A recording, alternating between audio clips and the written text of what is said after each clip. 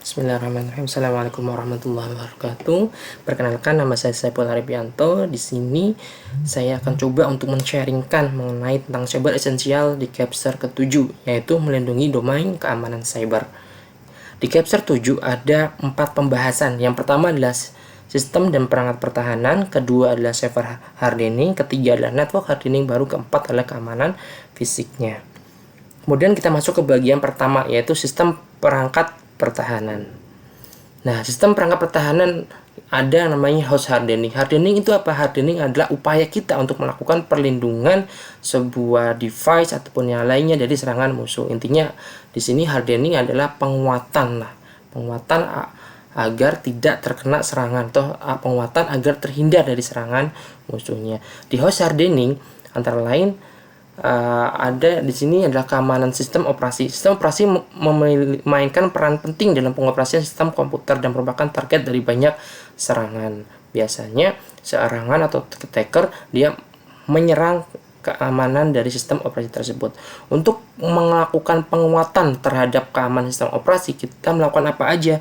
Yaitu yang pertama adalah administrator melakukan sistem operasi hardening dengan modifikasi konfigurasi default agar lebih aman terhadap ancaman dari luar. Berarti kita memodifikasi defaultnya bawaan dari sistem operasi tersebut. Agar apa? Agar tidak ataupun agar menghindari ancaman dari luar. Kemudian proses dari modifikasi default itu adalah menghapus program atau layanan yang tidak perlu.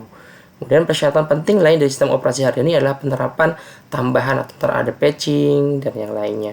Dan selain itu juga untuk melakukan penguatan dari sistem operasi, kita melakukan instalasi dari anti malware. Kalau di Windows sendiri ada namanya Windows Defender gitu kan ya. Itu kita aktifkan. Selain itu juga untuk anti malware, apa sih? Malware adalah termasuk virus, worm, trojan, horse, keylogger, spyware, dan adware. Sehingga salah satu untuk melakukan software keamanan soft hardening adalah melakukan instalasi anti malware. Contohnya adalah instalasi antivirusnya. Kemudian patch management. Patch management juga diimplementasikan untuk melakukan penguatan terhadap sistem operasi. Patch management itu apa sih? Patch management adalah pembaruan kode yang disediakan pabrikan untuk mencegah virus worm yang baru ditemukan hasil melakukan serangan. Contohnya adalah pada tahun 2016 ketika itu ada namanya WannaCry gitu kan, sebuah ransomware ya. WannaCry waktu itu sangat booming dan akhirnya untuk mencegah agar tidak terinfeksi ransomware WannaCry, maka Windows melakukan patch ya, sehingga masing-masing komputer yang punya OS-nya Windows, kita update patch-nya agar apa? Agar menghindari dari yang tadi ransomware WannaCry. Selain itu juga untuk melakukan penguatan dari host hardening, kita melakukan setting firewall berbasis host. Software firewall adalah program yang berjalan di komputer untuk mengizinkan atau menolak lalu lintas antara komputer dan komputer lain yang terhubung. Berarti di sini ada pengaturannya, mana port yang boleh diizinkan dan mana port yang harus ditutup. Yaitu kita melakukan pengaturannya di firewallnya. Kemudian kita juga melakukan sistem deteksi interaksi host, adalah perangkat lunak yang berjalan pada komputer host yang memantau aktivitas yang mencurigakan. Kemudian komunikasi aman VPN. Saat ada kebutuhan koneksi ke jaringan lokal sementara perangkat berada di luar jaringan, kita harus melakukan VPN gitu ya. Yang sekarang itu kan masa pandemi, jadi banyak sekali orang yang misalkan bekerja dari rumah atau WFH, dia melakukan akses ke komputer di perusahaannya dengan VPN. Itu ya, virtual private network-nya. Sehingga harus dipastikan nih komunikasi VPN itu harus aman. Kemudian untuk perangkat mobile gitu ya, biasanya ada penguatannya yaitu dengan mengimplementasikan WEP, Wide Equivalent Privacy, kemudian dan WPA dan WPA 2. Misalkan contohnya gini, ketika access point gitu kan, kita akan mengakses ke access point. Contohnya dalam misalnya kita mau akses ke sini ke access point. Kita tidak bisa langsung koneksi, tapi harus memasukkan passwordnya gitu kan. Misalnya mau koneksi ke sini, berarti kan harus misalkan kita akan ke sini. Nah, maaf,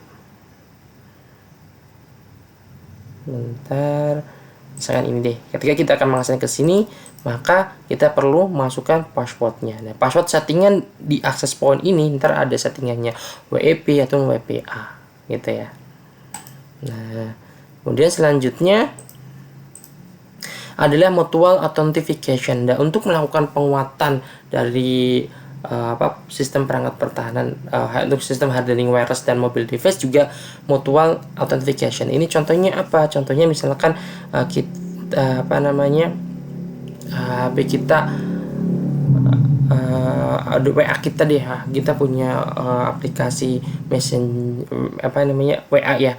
WA kan biasanya kalau dia akan diinstalasi di HP handphone yang berbeda, dia biasanya meminta OTP yang dikirimkan melalui SMS gitu kan ya, ke nomor yang sudah didaftarkan. Nah, itu adalah mutual authentication. Gampangannya autentikasi ganda. Atau enggak misalkan contohnya kita akan mengakses membuka Gmail di device yang baru pertama kita login Gmail tersebut. Nah, otomatis kan ntar dia akan minta gitu kan untuk autentifikasi yang kedua. Biasanya kita akan dikirimkan ke HP yang sudah HP yang sebelumnya. Kita tinggal ada ntar di situ misalkan masukkan kode atau bukan swipe nomor dari situ. Itu namanya mutual authentication.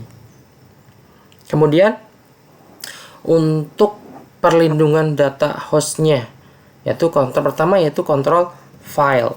Ini adalah izin untuk membatasi akses folder atau file untuk individu dan untuk sekelompok pengguna. Nah, di sini biasanya di sebuah perusahaan ada yang namanya file sharing gitu kan ya. Nah, untuk membatasi akses, namanya agar yang akses file tersebut yang mempunyai yang sudah diizinkan, maka kita gunakan pembatasan akses folder, yaitu dengan memasukkan nama usernya ke akses tersebut, sehingga di luar nama user dimasukkan ke akses tersebut tidak bisa akses ke file tersebut gitu ya. Dan untuk melakukan pelindungan data host juga kita bisa melakukan enkripsi file, yaitu melindungi data disimpan dalam bentuk file. Enkripsi mengubah data pengguna algoritma yang rumit yang membuat tidak dibaca. Intinya misalkan ada sebuah gambar agar gambar tersebut aman dan tidak diakses selain orang yang kita kasih akses, maka kita enkripsikan gambar tersebut. Kita misalkan dirubah menjadi suatu yang rumit lah. Nah, baru setelah dienkripsi kita kirimkan ke orang yang kita tuju. Kemudian setelah gambarnya nyampai, untuk membaca gambar tersebut ntar ada prosesnya dekripsi gitu kan ya. Enkripsi dulu, menyamarkan, kemudian setelah sampai ke tujuan baru untuk membaca data tersebut kita lakukan deskripsi. Kemudian untuk pelindungan data host juga kita melakukan sistem dan backup data. Sistem backup data itu yaitu menyalin data. Tujuannya untuk apa? Tujuannya agar misalkan data yang asli itu korup ataupun terkena serangan ataupun kehapus gitu kan ya, kita punya data backupannya. Dan backupan yang baik itu prinsipnya adalah 1, 2, 3. Kalau ada beberapa ini ya, 1, 2, 3. 3 artinya apa? 3 adalah file backupannya. Jadi kita buat 3 file backupnya. 2 adalah apa? 2 berarti kita simpan file backupan tersebut di 2 device yang berbeda. Dan 1 kalau bisa berarti ada gap jaringannya. Misalkan backupan 1 kita taruh di komputer yang online, backupan 1 kita taruh di komputer yang tidak online ya, gitu kayaknya. Jadi apabila ada kerusakan file di salah satu backupannya, kita masih bisa ada file yang aman gitu ya. Kemudian untuk kontrol dan gambar, nah di sini untuk mengkontrol dari sistem hardening perangkat pertahanan, masuk kontrol dan gambar, yaitu penyaringan dan pemblokiran konten. Di sini biasanya dilakukan oleh web proxy. Misalkan kita akan di sebuah perusahaan, nah itu kita lakukan di filtering ya, web mana aja yang boleh diakses dan web mana aja yang tidak boleh diakses. Nah, kita bisa melakukan filtering web tersebut itu dengan menggunakan di situ web proxy. Salah satu aplikasi yang saya tahu adalah Termicro.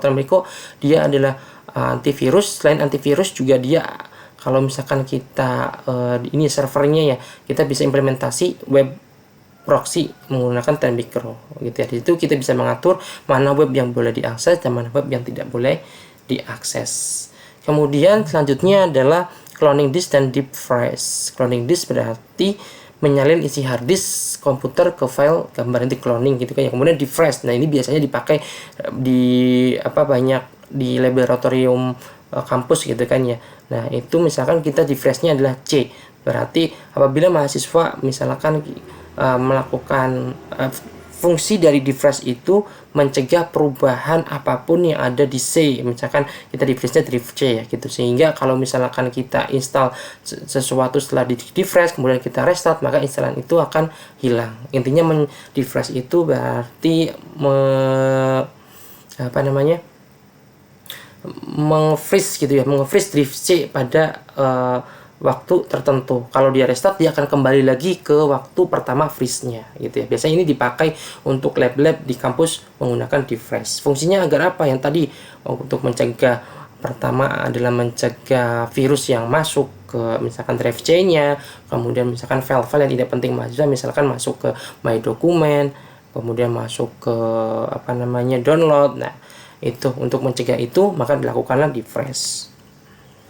Kemudian perlindungan fisik atau workstation. Nah, di sini juga mengenai kabel, ada beberapa perlindungan fisiknya. Salah satunya adalah kabel kunci keamanan. Ada beberapa metode yang dilindungi peralatan komputer secara fisik, yaitu menggunakan kabel kunci kabel, biarkan area telecommunication room terkunci, dan penggunaan jeruji besi di sekitar peralatan. Kemudian untuk pengaturan waktu keluar itu kita lakukan pengaturan gitu kan ya, sehingga kalau misalkan ada karyawan yang mungkin meninggalkan komputernya, nah otomatis kita lakukan komputer tersebut, kalau kita setting waktu misalkan pengaturan waktu keluarnya, berarti dia sekian berapa menit ditinggal laptopnya dia langsung terkunci sendiri. Gitu juga batas waktu idle dan kunci layar tadi ya, termasuk ada hubungannya dengan pengaturan waktu luar. Kemudian ada waktu masuk. Nah, biasanya juga misalkan hanya waktu tertentu saja yang diizinkan bisa login ke komputer. Nah, kita bisa setting. Kalau di sini biasanya settingnya menggunakan Active Directory-nya. Di sebuah perusahaan kan ada Active Directory-nya. Di Active Directory-nya itu kita setting pola isinya. Misalkan orang tersebut kita bisa login ke komputer jam 8 sampai jam 4 sore misalkan. Nah, itu kita bisa setting.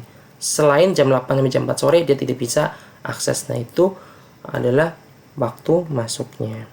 Kemudian ketika misalkan peralatan kita hilang gitu ya, misalkan HP Android atau HP Apple kita hilang nih, nah kita bisa melakukan pelacakan GPS dengan syarat GPS-nya settingannya diaktifin dulu, sehingga kita bisa melakukan pelacakan jika handphone ataupun device hilang. Itu juga kita bisa mengaktifkan inventaris tag RFID. Fungsinya juga sama, yaitu melakukan pelacakan dari posisi device atau HP misalkan yang hilang gitu ya. Kemudian untuk capture kedua yaitu penguatan pada server atau server hardening. Nah, untuk server hardening itu ada akses jarak jauh keamanan. Mengolah akses jarak jauh keamanan. Akses jarak jauh mengacu pada kombinasi perangkat keras lunak memungkinkan pengguna untuk mengakses jaringan internal lokal dari jarak jauh. Untuk akses, misalkan akses servernya kita bisa menggunakan telnet, SSH, dan SPC. Tapi untuk yang secure adalah kita menggunakan SSH. Gitu ya. Kemudian untuk tindakan administratif untuk penguatan server hardening yaitu dengan apa? Yang pertama adalah mengamankan port dan layanan. Berarti kita melakukan pengamanan port mana saja yang boleh dibuka, port mana saja yang harus ditutup. Dan pengamanan port ini biasanya dilakukan di firewall-nya gitu ya. Kemudian di sini juga akun privilege-nya. Privilege-nya itu berarti akun privilege-nya kita hapus gitu ya. Pada server hardening akun privilege-nya kita bisa tutup atau kita bisa hapus. Kemudian di situ juga ada kebijakan grup. Yang tadi biasanya di sebuah perusahaan itu dia mempunyai Active Directory gitu kan ya, yang berisi tentang login user yang ada di perusahaan tersebut. Nah, untuk melakukan penguatan server hardening, nah kita bisa melakukan kebijakan grupnya. Misalkan di situ harus login, biasanya kalau ganti password setelah 3 bulan dia harus ganti password. Nah itu juga masuk kebijakan grupnya. Kemudian active log dan alert, nah itu melakukan pencatatan apabila misalkan ada serangan dan yang lainnya, kita lakukan pencatatannya. Kemudian perlindungan fisik server juga, pertama daya listrik gitu kan ya. Daya listrik itu sangat penting. Ketika listriknya itu dia tidak stabil, misalkan ada lonjakan, kemudian ada naik turun, nah itu akan berakibat fatal pada si servernya. Sehingga untuk daya listriknya, nah kita perlu apa? Yang pertama menyediakan UPS. Kalau kita terjadi mati listrik, nah server akan tetap nyala gitu karena ada UPS-nya. Kemudian kedua, stabilizer, yaitu untuk menstabilkan tegangan yang masuk ke server. Karena kalau misalkan tegangan yang masuk ke server itu tidak stabil, itu berakibat fatal pada servernya, gitu ya. Kemudian untuk melakukan perlindungan fisik secara server, yaitu ada heating, ventilation, dan HVAC. Yaitu di sini sangat penting karena di sini apa yang harus kita lakukan di heating, ventilation, dan air conditioning, yaitu menjaga suhu misalkan di ruang server itu harus stabil. Kalau di tempat saya kerja dulu, itu disetting suhu ruang servernya yaitu harus di bawah 20 derajat. Kenapa? Karena kalau misalkan suhunya panas, kemudian servernya masih jalan, itu akan berakibat overheating ya, dan bisa langsung meledak servernya kalau misalkan ruangannya panas, karena server berjalan 24 jam seperti itu. Kemudian, nah di situ juga harus misalnya pemadam kebakaran gitu ya. Pemadam kebakaran juga kita harus kayak APAR, kita harus disiapkan di ruang server. Kemudian selain itu juga untuk melakukan pelindungan fisik secara server, kita lakukan pemantauan perangkat keras. Biasanya kalau perusahaan saya dulu, kita membuat sebuah list yang setiap hari, setiap pagi kita lakukan cek perangkat keras. Misalkan server kondisinya kayak gimana, nah itu ada checklistnya. Kemudian untuk yang ketiganya yaitu network hardening, penguatan di networknya. Penguatan di networknya meliputi pusat operasi gitu kan ya, switch, router, perangkat jaringan dikirimkan tanpa password dan default password. Nah di sini kita harus melakukan penguatan. Biasanya kalau switch, router kan itu ada default passwordnya. Dan untuk melakukan penguatan dari perangkat jaringan, kita rubah nih default password dari switch, router, dan peralatan jaringannya, gitu ya. Kemudian kita juga mengimplementasikan firewall yang tadi ya, firewall untuk mencegah untuk menyaring lalu lintas mana aja yang boleh diizinkan masuk ke jaringan kita dan mana aja yang diblok, atau untuk menutup atau membuka port-port, nah itu bisa menggunakan firewallnya. Kemudian router juga merupakan tulang punggung, karena kan router yang membagi bandwidth, mengatur routingnya dan yang lainnya, itu yang kita harus lindungi. Perangkat kabel dan mobile, yaitu menjadi jenis perangkat dominan sebagian besar modem. Mereka memberikan mobilitas kenyamanan tapi menimbulkan jumlah kerentanan. Kerentanan ini termasuk pencurian, peretasan, sniffing, dan yang lainnya gitu ya. Berarti perangkat nirkabel dan mobile juga harus kita melakukan, harus ada penguatannya. Contohnya apa yang tadi ya, mengimplementasikan WIP, kemudian yang WAP gitu kan ya. Dan selanjutnya ada layanan jaringan routing. Layanan jaringan routing juga harus kita melakukan pengamanannya. Nah, kemudian peralatan VoIP, nah itu adalah peralatan suara dan video, yaitu menggunakan jaringan seperti internet untuk membuat dan menerima panggilan telepon. Peralatan ini diperlukan untuk VoIP, termasuk koneksi internet plus telepon. Peralatan VoIP berarti telepon yang menggunakan IP. Nah, itu juga harus network hardeningnya, kita harus lakukan penguatannya. Kamera berarti yang tadi ya, misalkan kamera mengirimkan gambar ke internet, yang lainnya. Peralatan video konferensi, nah ini yang sedang tren. Dengan nggak adanya pandemi, kita tidak bisa kumpul-kumpul, tidak bisa meeting langsung, sehingga kita melakukan meeting dan rapat yang lain menggunakan video konferensi. Dan situ juga kita harus melakukan penguatan gitu ya. Dengan cara apa? Misalkan penguatan yang kita harus mengaktifkan admin sehingga tidak tidak sembarang orang yang bisa masuk ke konferensi kita harus di admit dulu oleh adminnya. Bisa, nah, penguatnya bisa dengan cara gitu ya. Kemudian ada sensor dan jaringan IoT. Kemudian selanjutnya yang terakhir adalah keamanan secara fisiknya.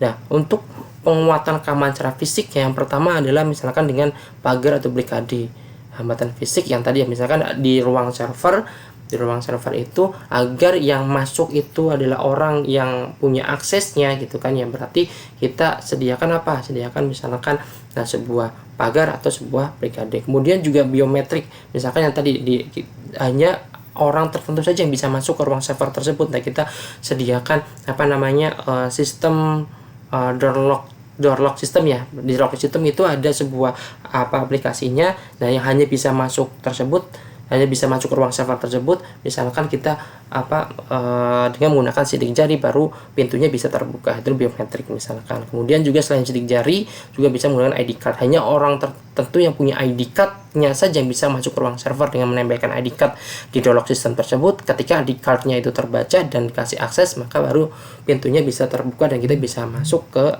area ruang server tersebut gitu ya. Kemudian juga guard and escort, semua kontrol akses fisik termasuk pencegahan dan sistem deteksi pada akhirnya tergantung pada personel yang untuk campur tangan menghentikan serangan, instruksi dan sebenarnya. Berarti di sini misalkan di ruang data center berarti ada security-nya yang secara setiap hari setiap saat bisa mengontrol gitu kan ya.